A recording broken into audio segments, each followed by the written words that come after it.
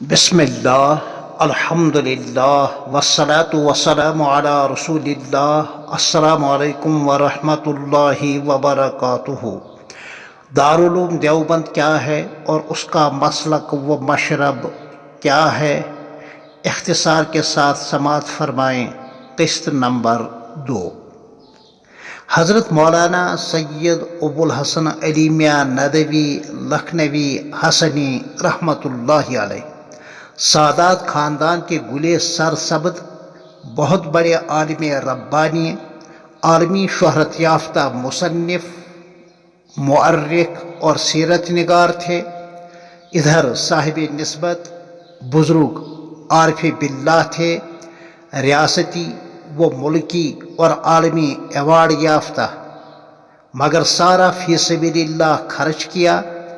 وہی رائے بریلی کا تکیہ کلام میں اپنے کچے مکان میں رہائش پذیر، عالمی شہرت یافتہ یونیورسٹیوں میں معزز مہمان کی حیثیت سے بارہا مدعو کیے گئے، مغربی تہذیب پر عقابی نظر رکھنے والے حضرت مولانا شاہ عبد القادر صاحب رائے پوری رحمۃ اللہ علیہ کے خلیفہ مجاز، ہمارے جملہ اکابر علماء دیوبند کے چہیتے، خاص طور پر حضرت شیخ الحدیث حضرت مولانا محمد زکریا صاحب رحمہ اللہ مہاجر مدنی کے ازہد لاڑلے، حضرت علامہ سید محمد سلیمان صاحب ندوی رحمۃ اللہ علیہ کے بعد دارالعلوم ندوۃ العلماء کے دل و دماغ یعنی نفس ناطقہ، شرافت و کرامت اور سیادت کا پیکر محسوس، بہت ساری علمی و اصلاحی اور فلاحی تنظیموں کے یا تو بانی یا سرپرست یا بنیادی ممبر تھے ہمارے پیارے علی میاں ندوی رحمۃ اللہ علیہ۔ دارالعلوم دیوبند کے 100 سالہ عالمی اجتماع کے موقع پر ایک جامع خطاب آپ کا تھا۔ اس میں آپ نے یہ بھی ارشاد فرمایا کہ دارالعلوم دیوبند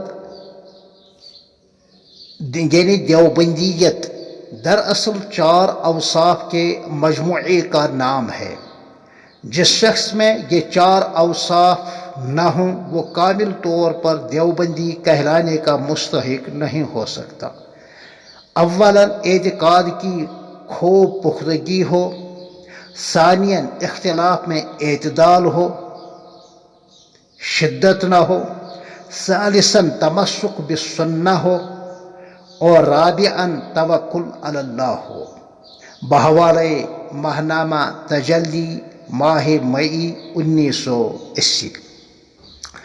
ایک اور موقع پر حضرت علی میاں ندوی صاحب رحمہ اللہ نے فرمایا کہ دارالعلوم دیوبند کی بنیاد صرف علم و اخلاص یا احیاء سنت اور بدعت، مخالفت بدعت یا علم حدیث کے خاص طرز تعلیم ہی پر نہیں ہے، بلکہ دارالعلوم دیوبند کا سب سے بڑا ترہ امتیاز دین کی حمیت اور اسلام کی حفاظت کا جذبہ ہے۔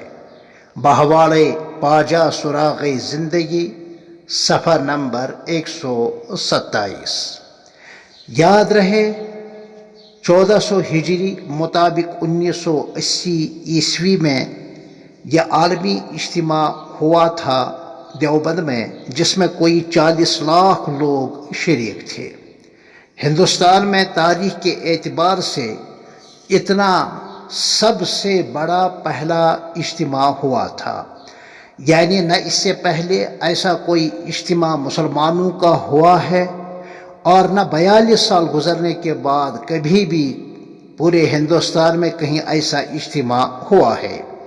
احقر کا یہ ابتدائی طالبین زمانے کا دور تھا اور الحمدللہ احقر اس اجلاس میں شریک تھا۔ اس اجتماع میں حضرت علی میاں ندوی صاحب رحمہ اللہ نے یہ بھی فرمایا تھا کہ اتنا پرسکون اور پرجوش وہ مبارک مجمع میں نے صرف 2 جگہوں پر دیکھا ہے، ایک میدان عرفات میں اور دوسرا یہاں۔ بحوالہ وہ کوہ کن کی بات، صفحہ نمبر 145 اور صفحہ نمبر 223، از حضرت الاستاذ مولانا خلیل احمد صاحب امینی رحمۃ اللہ علیہ، استاذ الادب دارالعلوم دیوبند سربلند۔ پھر ملتے ہیں انشاءاللہ تیسری قسط میں آپ سے اسی عنوان کے تحت۔ تب تک السلام علیکم ورحمۃ اللہ وبرکاتہ۔